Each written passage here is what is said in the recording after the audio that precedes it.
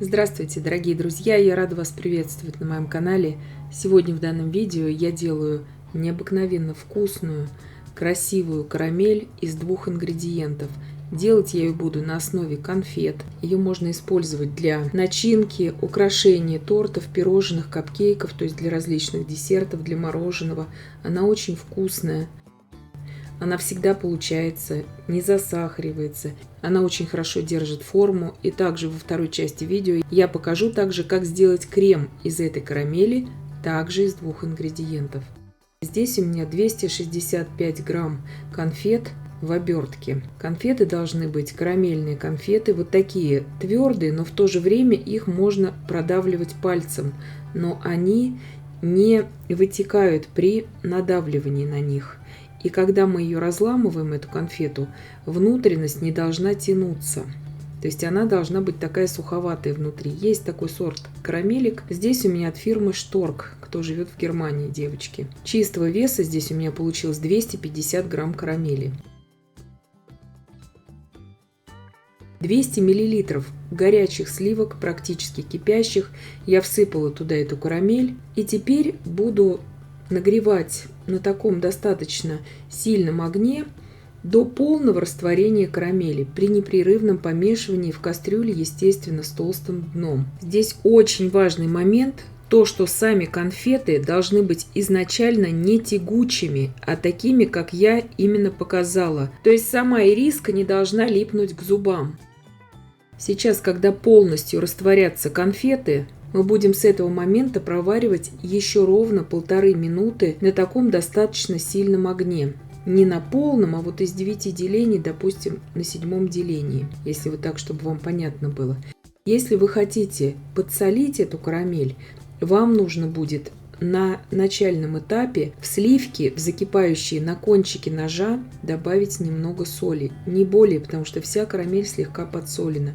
Вот здесь 1,5 минуты подходит к концу, и вот до такой консистенции я уварила карамель. Как только растворились полностью конфеты, я уваривала еще 1,5 минуты. Здесь очень важны пропорции, то есть на 200 мл сливок 30% жирности я беру 250 грамм конфет. Сейчас в жаропрочную посуду переливаю и оставляю сейчас остывать до комнатной температуры. Мелкие точки – и это воздух, он сейчас уйдет. Накрываю сейчас пленкой. Плотно это я разрезала здесь кондитерский мешок и накрываю вот частью от кондитерского мешка, потому что пищевая пленка, она просто может утонуть в карамели. До комнатной температуры сейчас остужаем. Итак, я остудила карамель до комнатной температуры. Она уже полностью готова к употреблению. Ее можно использовать для начинки, украшения тортов, пирожных, капкейков, то есть для различных десертов, для мороженого.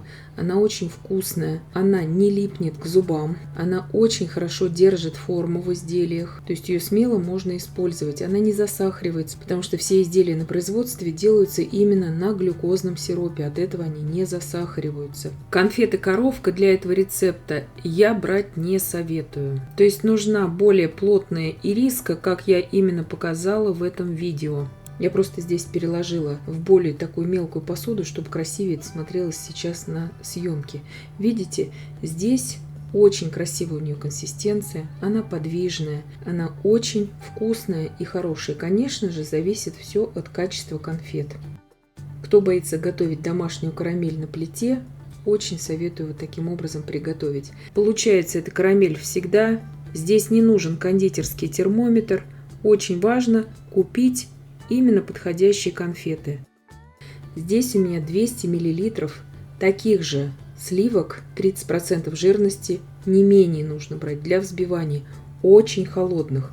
Я добавляю туда всю эту карамель, которую мы сварили. Здесь примерно 400 грамм.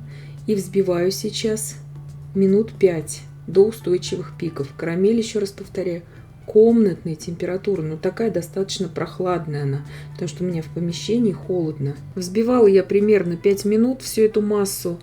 Крем получается недостаточно стабильным, то есть он хорошо подходит для начинки именно тортов. Лучше всего таких многокоржевых тортов, типа «Молочная девочка», «Спартак». Если шоколадный захотите, медовик также можно делать. Крем на вкус, как очень дорогое, хорошее карамельное мороженое. Идеальный просто вкус. Если вы хотите его сделать менее сладким и более устойчивым, с ним вместе нужно взбить еще 200 грамм творожно-сливочного сыра. И я надеюсь, что видео было полезным и познавательным. Подписывайтесь на мой канал, ставьте лайки, пишите комментарии. Я всем желаю больших успехов и до встречи в новых видео.